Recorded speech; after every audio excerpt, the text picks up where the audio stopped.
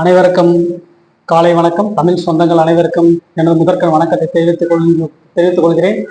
கோகுல அஷ்டமி அன்று இன்று கிருஷ்ண பரமாத்மாவை வழிபட்டு அனைத்து மக்களும் மனமகிழ்ச்சியுடன் வாழ வாழ்த்தி அமைகிறேன். ஓம் ஆஸ்தாம் சேதசிவை நிரந்தரமஷா வம்ரோ தஷ்யமலா ஸ்ரீமதி புண்டரிக நயனஸ்ரீ வேதாஸ்லே தஸ்திவான் மார்க்கண்டே வேங்கராஜ புஜகாதிச சேம சேவித்த சந்திராதித்ய விதுச சமாரேவ லக்ஷ்மி ஹயோ ஹரி. ஓம் நமோ நாராயண நமக வாழ்க. ஓம் நமோ நாராயணி நமக வாழ்க. ஓம் நாராயணாய வித்மகே பூமி பாலாய தீமகி தன்னோ மகா வராக பிரசோதயாத் நம ஸ்வஹ. ஓம் யாதேவி சர்வபூதேசி புஷ்டி ரூபணே சமஸ்திதா நமஸ்ததை நமஸ்ததை நமஸ்ததை நமோ நம. தேவி நாராயணி நமஸ்துதி. இது அகிலாண்டேஸ்வரி ஜோதிராலயம் வழங்கும் காலச்சக்கரம். நான் உங்கள் அன்பு ஜோதிடர் ஆருத்ரா சரவணன் பேசுகிறேன். இன்றைய காணொளியில் நாம் காணவிருப்பது ராகு பகவான். நவகிரக வரிசையில் கேதுவே மிக பலமான கிரகமாக கருதப்படுவதும் அதற்கு அடுத்தபடியாக ராகு. ராகு பகவான் மிதுனம், துலாம், கும்பம் இந்த காற்று ராசிகளில் தனது நட்சத்திரத்தை பிரதிபலிக்கிறார். காற்று கிரகம் என்றும் ராகு பகவானை சொல்வது உண்டு.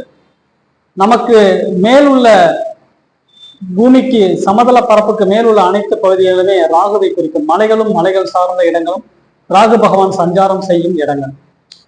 மலைகளில் உள்ள அனைத்து தேவாலயங்களும் தெய்வ கோவில்களும் ராகு பகவானையே குறிக்கும். ராகு நமது உடலில் தொப்புள் பகுதியிலிருந்து நடுமையமாக கொண்ட தொப்புள் பகுதியிலிருந்து மேல் பகுதியில் உள்ள அனைத்து இடங்களும் ராகு பகவானையே குறிக்கும். மேல் வாய் ராகு கொடுப்பார் என்று சொல்வதற்கு என்ன காரணம் என்றால், நாம் நீரை மேல் வாயில் கொடுக்கிறோம், காற்றை மேல் வாயில் ஆக்சிஜனை சுவாசிக்கிறோம். இதெல்லாம் ஆசனவாயு என்ற கேதுவின் மூலம் வெளியேற்றுகிறோம். அப்ப கொடுப்பது ராகு. அதை அனைத்து கிரகங்களுக்கும் உடம்பு வழியாக அனைத்து கிரகங்களுக்கும் சென்று கேதுவின் வழியாக வெளியேற்றுவது ஆசனவாயு. இப்ப ராகு பகவான் காம திரிகோண ராசிகளில் 3 ராசிகளில் தனது நட்சத்திரத்தை பதித்துள்ளார். புதனுடைய ராசியான மிதுன ராசியில் திருவாதிரை நட்சத்திரம், சுக்கிரனின் ராசியான துலாம் ராசியில் சுவாதி நட்சத்திரம், சனி பகவானின் நட்சத்திரமான கும்பராசியில் சதயம் நட்சத்திரம். இவற்றில் முதலில் திருவாதிரை பற்றி பார்ப்போம். திரு ஆதிரை. திரு என்ற நட்சத்திரங்களில் திரு என்ற பெயருள்ள 2 நட்சத்திரங்கள் திரு ஆதிரை மற்றும் திரு ஓணம். திரு ஆதிரை வையகம் போற்றும் தெய்வமணியாக சிவபெருமான் ஜனித்த நட்சத்திரம் திரு ஆதிரை என்பதனால் இந்த நட்சத்திரம் இருக்கிற நட்சத்திரங்களே பெரிய நட்சத்திரமாக வானவியலில் கூறப்பட்டுள்ளது. திரு ஆதிரை இந்த நட்சத்திரத்தில் பிறப்பெடுப்பவர்கள் ராகு பகவானின் முழுமையான ஆளுமையை, மிதுன ராசிக்குண்டான முழுமையான பலன்களை பிரதிபலிப்பார்கள். திரு ஆதிரை ஆதிரின் அந்நாளிலே ஈசனை வழிபடுவோம் என்று மார்கழி மாதம் ஆருத்ரா தரிசனம் சிதம்பரம் மற்றும் உத்தரகோச மங்கையில் வெகு சிறப்பாக நடைபெறும். ஆருத்ரா தரிசனம் கண்டால், ஆருத்ரா திருஆதிரை வழிபட்டோம் என்றால் கணவரின் ஆயுட்காலத்தை பெண்கள் கூட்ட முடியும் என்பதற்காக சுமங்கலி பூஜைகள் இந்த நட்சத்திரத்தில் தான் நிகழ்த்துவார்கள். ராகு பகவானின் மிகப்பெரிய நட்சத்திரமான திருவாதிரை வையகம் போற்றும் தெய்வமணியாக சிவபெருமான் ஜனித்த நட்சத்திரம் என்பதால் ஜோதிட ஆசான்கள், மாந்திரிக விற்பனம் கற்பவர்கள், வித்தைகள் கற்பவர்கள், அதீத அறிவு ஆற்றல் மார்க்கெட்டிங் செய்பவர்கள், பேச்சால் எதையும் சாதுரியமாக செய்து காட்டுபவர்கள், திறமைசாலிகள் இந்த நட்சத்திரத்தில் ஆண் பிறப்பெடுத்தால் 30 to 35 வயதிற்குள்ளான் திருமணம் செய்ய வேண்டும். 30 வயதிற்கு முன்னால் திருவாதிரை நட்சத்திரத்தில் பிறந்தவர் திருமணம் செய்தால் திருமண வாழ்க்கை தோல்வி ஏற்படுகிறது. ஒரு பெண் குழந்தை இந்த நட்சத்திரத்தில் பிறப்பெடுப்பது அவ்வளவாக சிறப்பாக இல்லை. பெண்கள் திருவாதிரையில் பிறப்பெடுத்த பெண்கள் இளம் வயதிலேயே விதவையில் கோணத்தையும் ஏற்படுத்துகிறது இந்த நட்சத்திரம். பிறகு சரியாக கணவன் மனை ஒற்றுமைங்கிறது குறைக்கப்படுகிறது இந்த நட்சத்திரம். இதற்கு என்ன காரணம் என்றால், இது ஒரு ஆண் வீடு மிதுனம், ஆண் நட்சத்திரம் திருவாதிரை என்பதனால் இதற்கு ராகு பகவான் பெண் கிரகமாகவே பாவிக்கப்பட்டாலும் இங்கு பிறப்பெடுக்கும் பெண்கள், திருவாதிரையில் பிறப்பெடுக்கும் பெண்கள் ஒரு மேலோட்டமான ஒரு ஈடுபாடற்ற, எதையும் சாதாரணமாக எடுத்துக்கொள்ளக்கூடிய மனப்பக்குவம் இருப்பதால் மாற்றி மாற்றி பேசக்கூடிய இரட்டை வித்தை காரகன் மிதுனம் என்பதனால் அவர்கள் மாறி மாறி ஒரே நிலைப்பாட்டில் ஒரு தெளிவான முடிவுகளையும் தெளிந்த நிலையில் இருக்க மாட்டார்கள் என்பதால் இந்த நட்சத்திரம் பெண்களுக்கு சிறப்பானதாக இல்லை. திருவாதிரை, இன்னும் திருவாதிரை பற்றி நிறைய சொல்லலாம். ஓம் சர்பராஜா வித்மகே நாகராஜாய தீமகி தன்னோ மகாஜய ஆனந்த பிரசோதயாத்து நம ஸ்வாஹா. ராகு பகவான் தலை மேலுள்ள மலைகளை குறிக்கும் கிரகம் என்பதால் மலைகளில் இருக்கும் அனைத்து தெய்வங்களும் இந்த ராகு பகவானையே சாரும்.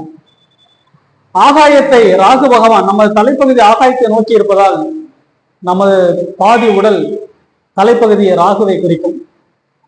நமது கால் பகுதி பூமியை நோக்கி இருப்பதால் நமது கடலும் கடல் சார்ந்த இடம் கேது என்பதனால் மலைகளும் மலைகள் சார்ந்த இடம் ராகு என்று குறிக்கப்படுகிறது. இந்த ராகுவையும் கேதுவையும் இணைக்கக்கூடிய அற்புதமான இடம் தமிழ்நாட்டில் கொல்லிமலை சொல்லலாம். அங்க பாதாளத்தில் சென்றும் அருவிகளில் நீராடும் போது கேதுவையோட ஆற்றலையும், நேராக மேலே மலைக்கு உச்சி மலைக்கு சென்றோம் என்றால் ராகுவின் ஆற்றலையும் நாம் பெற முடியும். இப்ப ராகு கேதுக்களை இணைக்கக்கூடிய ஒரு அற்புதமான இடம் தீய சக்திகளை கொல்லும் மலை கொல்லிமலை. ராகு பகவான் பற்றி சுவாதி நட்சத்திரத்தில் பிறப்பெடுப்பவர்கள் பொதுவாக ஜோதி என்று சொல்லக்கூடிய சுவாதி அதீத அறிவு ஆற்றல், சுக்கரனுடைய நட்சத்திரம் கவர்ச்சி இளமை அழகு போன்றவற்றில் ஈடுபாடுகள் இருந்தாலும் அது ஒரு ஆண் வீடு என்பதனால் காற்று ராசிகளில் பிராணன் என்னும் சொல்லக்கூடிய ராகு பகவான் போகத்தையும் யோகத்தையும் கொடுக்கக்கூடிய ராகு பகவான் இவருடைய நட்சத்திரத்திற்கு எப்போதுமே முன் நட்சத்திரம் பின் நட்சத்திரம் ஆண் கிரகங்களின் நட்சத்திரம் இருக்கும். சுவாதிக்கு முன்னாடி சித்திரை நட்சத்திரம் செவ்வாயின் நட்சத்திரம் இருக்கும், காமக்கோள் கலகக்கோள்.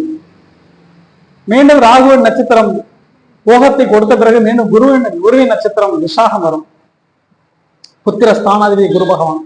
அதுபோலதான் மிருக சீரிசம், அடுத்தது திருவாதிரை, அதுக்கு அடுத்தது புனர்பூசம். அதுபோலத்தான் அவிட்டம், அதற்கு அடுத்தபடியாக சதயம், அதற்கு அடுத்தபடியாக பூரட்டான், இந்த நட்சத்திரங்கள் வரும். அப்ப ராகு பகவான் ஜோதிடத்தில் மிக தலையாய கிரகம், தாய் காரகன் என்றும் சொல்லக்கூடிய தாய் வழி உறவுகளை குறிக்கக்கூடிய காரகன் என்றும் ராகு பகவானை சொல்லலாம். கேது பகவான் தகப்பன் வழி காரகர் என்பதால் ராகு பகவான் தாய் வழி காரகர் என்பதால் கும்பம் முதல் கடகம் வரை உள்ள 6 வீடுகளில் ராகு இருந்தாலே ஓரளவு அந்த ராகு தசை நன்மைகளையே செய்கின்றன. மேலுள்ள 6 ராசிகள் ராகு பகவானை வெகு சிறப்பாக நல்ல வழிப்படுத்தி நன்மைகளை செய்ய தூண்டுகின்றன. சிம்மம் முதல் மகரம் வரை உள்ள 6 ராசிகளுக்கு ராகு பகவான் பெரிய அளவு நன்மை செய்வதில்லை. கன்னி மகரத்தில் இருந்தாலும் ராகு நன்மை செய்வார் என்று சில நூல்கள் கூறினாலும் நடைமுறை வாழ்வில் மகரத்தில் ராகு பகவான் அமரும் போது அந்த மகர வீடு காலபுருஷனுக்கு 10வது வீடு என்பதால் அந்த வீட்டில் கர்ம வினைகளை அனைவரும் அனுபவிக்கக்கூடிய இடம் மகரம் என்பதால் முன்னோர்களுக்கு முறையாக திதி இவற்றெல்லாம் செய்தால் மட்டும்தான் ராகு அந்த நன்மை செய்கிறார். தை மாதம் சூரியனும் சந்திரனும் இணையக்கூடிய மகரத்தில் ராகு பகவான் அமரும் போது அது தை அமாவாசைக்கு உண்டான மாதமாக மகரம் காணப்படும். அதுபோல கன்னியில் சூரியனும் சந்திரனும் இணையக்கூடிய மாதங்கள் புரட்டாசி மகாலய பட்சம் அமாவாசை, மகாலய அமாவாசை பெரிய அமாவாசை திதியாக போற்றப்படுகிறது. அதனால் இந்த 2 வீடுகளில் ராகு பகவான் அமர்ந்து தசையை நடத்தும் போது நிச்சயமாக அவர்கள் முன்னோர்களுக்கு திதி தர்ப்பணம் செய்திருந்தால் மட்டும்தான் ராகு தசை நன்மைகளை செய்கிறது. இல்லை என்றால் நிச்சயமாக ராகு தசை கடகம் கன்னி மகரம் மேசம் ரிஷபத்தில் இருந்தால் நன்மை செய்கிறார் என்று கண்மூடித்தனமாக சொல்ல முடியாது. மேசம் ரிஷபம் கடகம் ஓகே, ஆனால் கன்னி மகரத்தில் முன்னோர்களுக்கு திதி தர்ப்பணம் செய்திருந்தால் மட்டும்தான் ராகு நன்மைகளை செய்கிறார் என்று கூறி அடுத்த கவனில் நான் உங்களை சந்திக்கும் வரை விடைபெறுவது உங்கள் அன்பு ஜோதிடர் ஆருத்ரா சரவணன். தமிழ் கடவுள் முருகனை போற்றி தமிழ் மக்கள் அனைவரும் சந்தோஷமாக நிம்மதியாகவும் வாழ வாழ்த்தி அமைகிறேன். நீடோடி காலம் வாழ வாழ்த்தி அமைகிறேன். நன்றி, வணக்கம். இந்த வீடியோ உங்களுக்கு பிடித்திருந்தால் சப்ஸ்கிரைப் பண்ணுங்க, லைக் பண்ணுங்க, ஷேர் பண்ணுங்க, கமெண்ட் பண்ணுங்க. நன்றி, வணக்கம்.